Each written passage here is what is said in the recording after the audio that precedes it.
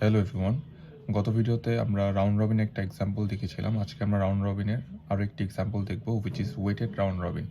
Weighted round robin is very important for exams.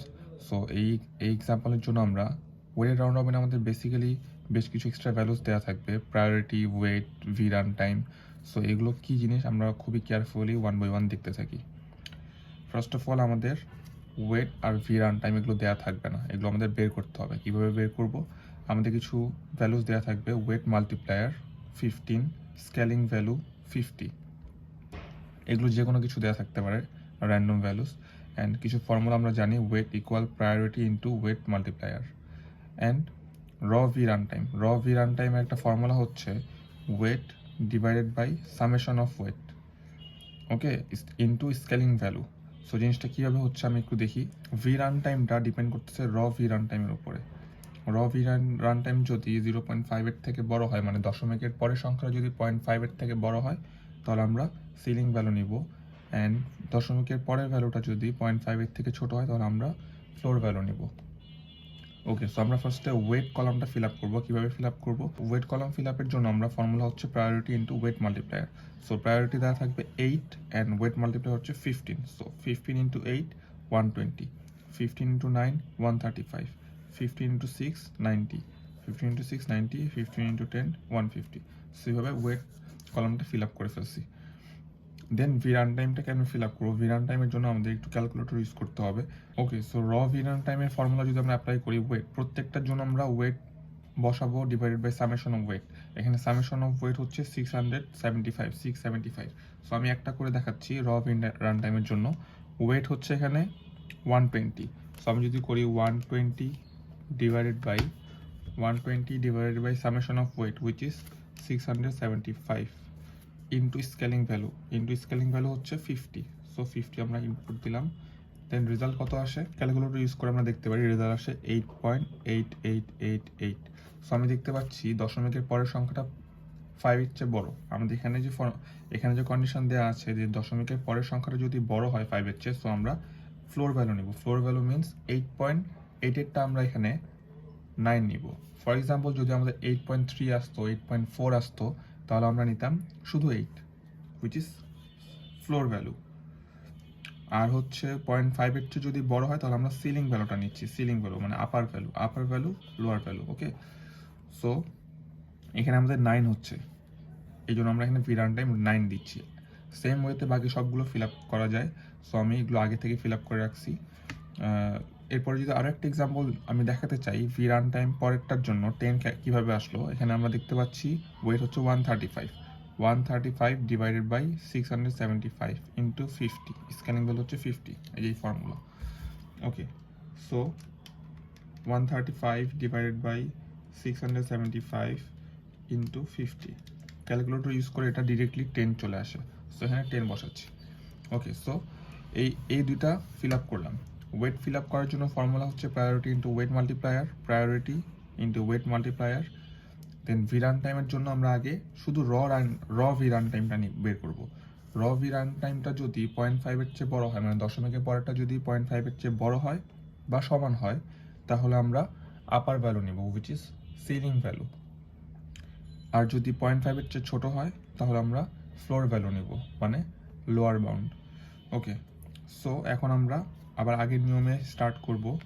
এটা ready Q maintain করবো and Gantt chart maintain করবো। Ready কিউতে ফার্স্টে কোনটা insert হবে? প্রসেস 1টা ইনসার্ট হবে, বিকজ প্রসেস 1টা আমাদের ইনিশিয়ালি আসছে। সো প্রসেস 1 ইনসার্ট হওয়ার পরে প্রসেস 1টাকে কেটে গ্যান্ট চার্টের মধ্যে ইনসার্ট করব। প্রসেস 1 কতক্ষণ চলবে? 0 থেকে আমাদের ভি রান টাইম হচ্ছে আমরা কতক্ষণ একটা প্রসেস এক্সিকিউট করব। সো প্রসেস 1টা চলবে 9 সেকেন্ড পর্যন্ত। 0 থেকে 9 চলার পরে এটা 20 থেকে হয়ে যাবে 11। ওকে, সো 9 নম্বর সেকেন্ডে আমরা আসছি। 9 নম্বর সেকেন্ডে আমরা দেখতে পাচ্ছি আমাদের প্রসেস 2 অ্যারাইভ করে ফেলছে। সো প্রসেস 2টাকে আমরা রেডি কিউতে নিচ্ছি। অ্যান্ড অলসো প্রসেস 1টা আমাদের এখন ইনকমপ্লিট। সো প্রসেস 1টা আমরা রেডি কিউয়ের মধ্যে ইনসার্ট করব। আপাতত একটা স্টেপ কমপ্লিট হলো। দেন রেডি কিউ থেকে প্রসেস 2টাকে বের করে গ্যান্ট চার্টের মধ্যে প্রসেস 2টাকে ইনসার্ট করব। প্রসেস 2 কতক্ষণ চলবে? 10 সেকেন্ড পর্যন্ত চলবে। সো 20 থেকে এটা হয়ে যাবে 10, এটা 9 থেকে হয়ে যাবে 19 সেকেন্ড পর্যন্ত চললো। ওকে, আমরা এখন 19 নম্বর সেকেন্ডে আছি। 19 নম্বর সেকেন্ডে আমরা দেখতে পাচ্ছি প্রসেস 3 অ্যান্ড প্রসেস 4 দুটাই অ্যারাইভ করে ফেলছে। সো আমরা এখানে কোনটাকে আগে কোনটাকে পরে ইনসার্ট করব, এখানে আমরা FCFS ফলো করব। সো FCFS এ আমাদের যেটা first come first serve. So first come হচ্ছে এখানে P3, দেন আমাদের আসছে P4 অ্যান্ড অলসো আমাদের P2 এর কাজ ইনকমপ্লিট। সো P2টা আমরা এখানে রেডি কিউতে ইনসার্ট করতেছি।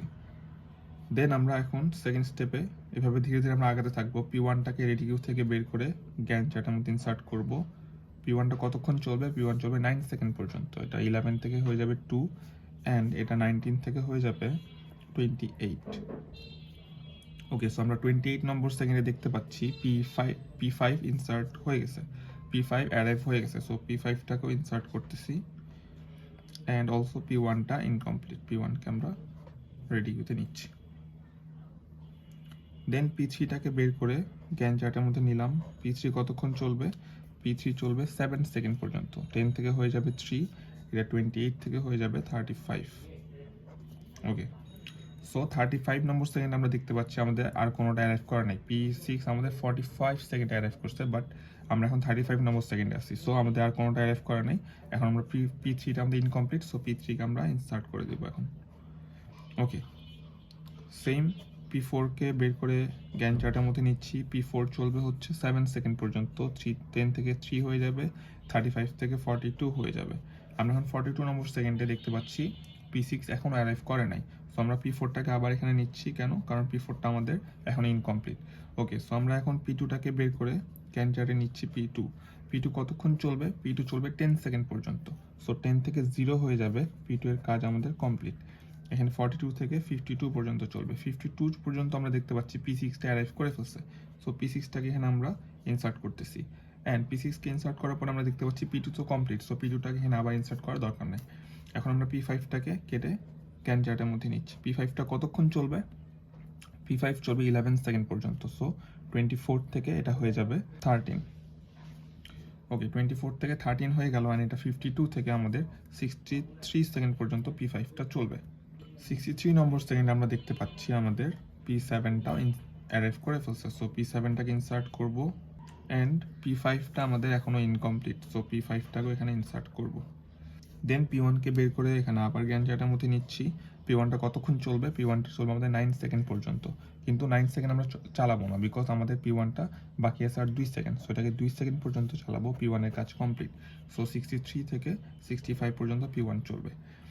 দেন আমরা এখন তো আমাদের সবগুলো অ্যারাইভ হয়ে গেছে, আমাদের আর দেখতে হবে না যে কোনটা অ্যারাইভ হয়েছে কোনটা অ্যারাইভ হয়নি। এখন আমরা জাস্ট কোনটা ইনকমপ্লিট কোনটা কমপ্লিট সেই অনুযায়ী আমরা এটা রেডি কিউ ফিল আপ করতে থাকবো। ওকে, সো আমরা এখন P3টাকে কেটে গ্যান চার্টের মধ্যে নিচ্ছি। P3 কতক্ষণ চলবে? P3 7 সেকেন্ড পর্যন্ত চলবে, বাট এখানে আমাদের P3 বাকি আছে আর মাত্র 3 সেকেন্ড। সো আমরা 3 সেকেন্ড এটাকে চালাবো। 3 সেকেন্ড চলার পরে আমাদের 65 থেকে হয়ে যাবে 68। তাহলে P3 এখানে আর ফার্দার লেখার দরকার নেই। P4টাকে কেটে গ্যান চার্টের মধ্যে নিচ্ছি। P4টা কতক্ষণ চলবে? P4 চলবে 7 সেকেন্ড পর্যন্ত, বাট এখানে আমাদের 3 সেকেন্ড বাকি। সেম ওয়েতে এটা আমাদের কাজ কমপ্লিট। 68 থেকে 71 পর্যন্ত চললো। দেন এখন আমরা P6টাকে কেটে ইনসার্ট করব। P6টা কতক্ষণ চলবে? P6 চলবে আমার 4 সেকেন্ড পর্যন্ত। 27 থেকে 23 হয়ে যাবে, এটা 23 সেকেন্ড চলা এখনও বাকি। সো 71 থেকে এটা হয়ে যাবে 75। সেম ওয়েতে আমাদের এখন P6 ইনকমপ্লিট। সো P6টাকে ইনসার্ট করব। P7 কেটে গ্যান চার্টের মধ্যে নিচ্ছি। P7 কতক্ষণ চলবে? 2 সেকেন্ড। 9 থেকে 7 মানে আরও 7 সেকেন্ড চলা বাকি অ্যান্ড এটা হয়ে যাবে 77।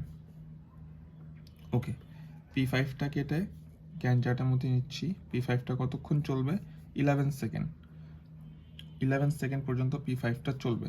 সো আমরা এখন 13 থেকে এটা হয়ে যাবে 2। 13 থেকে 2 হয়ে গিয়ে এটা 77 থেকে 88 পর্যন্ত চলবে। ওকে, আমরা এখন দেখতে পাচ্ছি P5টা আমাদের ইনকমপ্লিট। আচ্ছা, আমি এর আগে একটু ভুল করেছিলাম। P7টা যখন আমার এখানে আমি ইনসার্ট করেছিলাম গ্যান চার্টে, তখন আমি দেখতে পাচ্ছিলাম P7টা এখনও কমপ্লিট হয় নাই। সো আমাদের এখানে P7টা ইনসার্ট হবে। P7টা ইনসার্ট হওয়ার পর আমরা ফার্দার P5টা কেটে P5টা ইনসার্ট করব।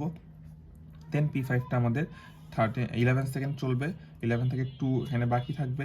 দেন P5টা আমাদের 77 থেকে 11 সেকেন্ড চলার পরে আমাদের 88 পর্যন্ত চললো। দেন এখন আমাদের P5টা আবারও ইনকমপ্লিট। সো P5টাকে আমরা এখানে ইনসার্ট করব। ওকে, আমি একটু এটা মিস করে গেছিলাম P7টা ইনসার্ট করা। সো P6টাকে কেটে এখানে আমরা P6 ইনসার্ট করব। P6 কতক্ষণ চলবে? 4 সেকেন্ড পর্যন্ত, উইচ ইজ 23 থেকে 19 পর্যন্ত আরও বাকি থাকবে। 4 সেকেন্ড চলার পর এটা হয়ে যাবে 92। সো আমাদের P6টা এখনও ইনকমপ্লিট। P6টাকে আমরা এখানে ইনসার্ট করব, দেন P7টাকে কেটে P7 ইনসার্ট করব গ্যান চার্টের মধ্যে। P7টা কতক্ষণ চলবে? 2 সেকেন্ড। 7 থেকে হয়ে যাবে 5, 94 পর্যন্ত চলবে। দেন P7টাও এখনও ইনকমপ্লিট। P5টা কেটে P5 গ্যান চার্টে আসলো। গ্যান চার্টে আমাদের P5 কতক্ষণ চলবে? P5 আমাদের রান টাইম 11, বাট 11 চলবে না, এটা 2 সেকেন্ড বাকি, 0 হয়ে যাবে P5 এর কমপ্লিট। সো আমাদের এটা 94 থেকে 96 পর্যন্ত চললো। P5টা আমরা এখানে আর ইনসার্ট করবো না, বিকজ P5 এর কাজ শেষ, P5 execution complete. So P6 এখন আমাদের এখানে রেডি কিউতে দেখতে পাচ্ছি P6 আছে। P6কে কেটে আমরা গ্যান চার্টের মধ্যে নিচ্ছি। P6 কতক্ষণ চলবে? P6 চলবে আমাদের 4 সেকেন্ড। 19 থেকে আমাদের এটা 15 হয়ে যাবে। 19 থেকে 15 হলো, অ্যান্ড এটা 96 থেকে 100। আমরা যদি এখানে আরেকটু গ্যান চার্টটা এক্সটেন্ড করি, P6টা 96 থেকে 100। ওকে, P6 এখনো বাকি। P6 আমাদের এখনো 15 সেকেন্ড চলা বাকি। সো P6কে আমরা আবার রেডি করতে নিচ্ছি। দেন আমাদের সিরিয়ালের মধ্যে P7 আসতেছে। P7কে কেটে গ্যান চার্টে নিলাম। P7 কতক্ষণ চলবে? 2 সেকেন্ড। 5 থেকে 3 হয়ে গেল, অ্যান্ড 100 থেকে 102 হয়ে গেল। ওকে, P7 এখনো আমাদের ইনকমপ্লিট, আরও 3 সেকেন্ড চলা বাকি। রেডি কিউটা আমরা একটু এক্সটেন্ড করতেছি। আমরা এখন এখানে P7কে ইনসার্ট করবো। আমাদের P6 এখন সিরিয়ালে পড়তেছে। সো P6কে আমরা গ্যান চার্টে নিচ্ছি। P6 কতক্ষণ চলবে? 102 থেকে P6 চলবে আমাদের 4 সেকেন্ড পর্যন্ত, হুইচ ইজ 15 থেকে এটা আমাদের বাকি থাকবে আর 11। 4 সেকেন্ড চলার পর এটা হয়ে যাবে 106, অ্যান্ড P6টা এখন ইনকমপ্লিট। সো P6 আমরা রেডি করতে নিচ্ছি। P7কে কেটে আমরা গ্যান চার্টে নিচ্ছি। P7 কতক্ষণ চলবে? 2 সেকেন্ড চলবে। সো এটা হয়ে যাবে 1। P7টা আমাদের 1 হয়ে গেল, অ্যান্ড 2 সেকেন্ড চলার পর এটা 108। P7 আমাদের এখনও 1 সেকেন্ড চলা বাকি। সো P7টাকে আমরা আবারও ইনসার্ট করছি। দেন P6কে কেটে গ্যান চার্টের মধ্যে নিলাম। P6 কতক্ষণ চলবে? 4 সেকেন্ড। 11 থেকে এটা হয়ে যাবে 7। 11 থেকে 7 হয়ে গেল, 4 সেকেন্ড চলার পরে এটা হয়ে যাবে হচ্ছে 112 মোস্ট প্রবাবলি। সো 112 হওয়ার পরে আমাদের এখন P6টা এখনও বাকি। P6 আমাদের আরও 7 সেকেন্ড চলা বাকি। সো P6কে আমরা আবারও ইনসার্ট করতেছি, অ্যান্ড P7কে কেটে এখানে ইনসার্ট করতেছি। P7 কতক্ষণ চলবে? P7 আমাদের লাস্টলি আর 1 সেকেন্ড চলা বাকি আছে। সো এটা 0 করে দিচ্ছি। P7 এর এক্সিকিউশন কমপ্লিট। P7 কতক্ষণ চলবে? 112 থেকে 113, বিকজ 1 সেকেন্ড চলছে, 113। সো P7 আমাদের কাজ কমপ্লিট। সো রেডি কিউতে আমাদের ফার্দার আর P7 ইনসার্ট হবে না। লাস্টলি আমরা রেডি কিউ দেখতে পাচ্ছি P6 আছে। P6কে কেটে আমরা গ্যান চার্টে নিচ্ছি। P6 কতক্ষণ চলবে? P6 চলবে 4 সেকেন্ড, বাট এখানে আমাদের 7 সেকেন্ড চলা বাকি। আমরা যদি 4 সেকেন্ড চালাই, 4 সেকেন্ডের পরে আর কোনোটাই বাকি থাকে না। সো আবারও 3 সেকেন্ড চালাতে হবে। সো একবারে আমরা 7 সেকেন্ড চালাই দিচ্ছি। সো 113 থেকে 120 পর্যন্ত P6 চললো। এটা 7 থেকে 0 হয়ে গেল। P6 execution complete. আমরা চেক করতে পারি যে আমাদের রেডি কিউতে আর কোনোটা এলিমেন্ট বাকি নেই, কোনোটা প্রসেস বাকি নেই। অ্যাট দ্য সেম টাইম আমাদের প্রত্যেকটা প্রসেসই 0 সেকেন্ড এক্সিকিউশন বাকি আছে, হুইচ মিনস প্রত্যেকটা প্রসেসে আমাদের এক্সিকিউশন কমপ্লিট। জিনিসটা একটু লেন্দি হলো। এই পুরো প্রসেসটা যদি বোঝা যায় তাহলে আমাদের ওয়েটেড রাউন্ড রবিনের এক্সামে অ্যান্সার করতে অনেক বেশি ইজি হবে।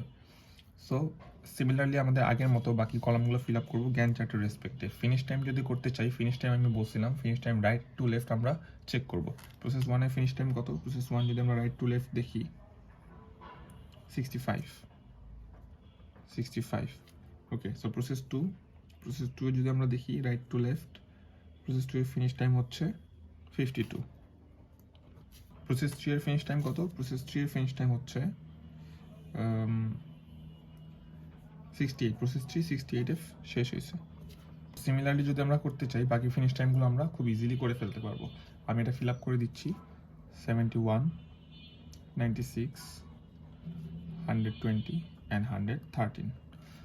টার্ন অ্যারাউন্ড টাইমের জন্য খুব বেসিক একটা formula, finish time minus arrival time. Finish time minus arrival time, just simple subtraction. 65 minus 0, 65, 52 minus 6,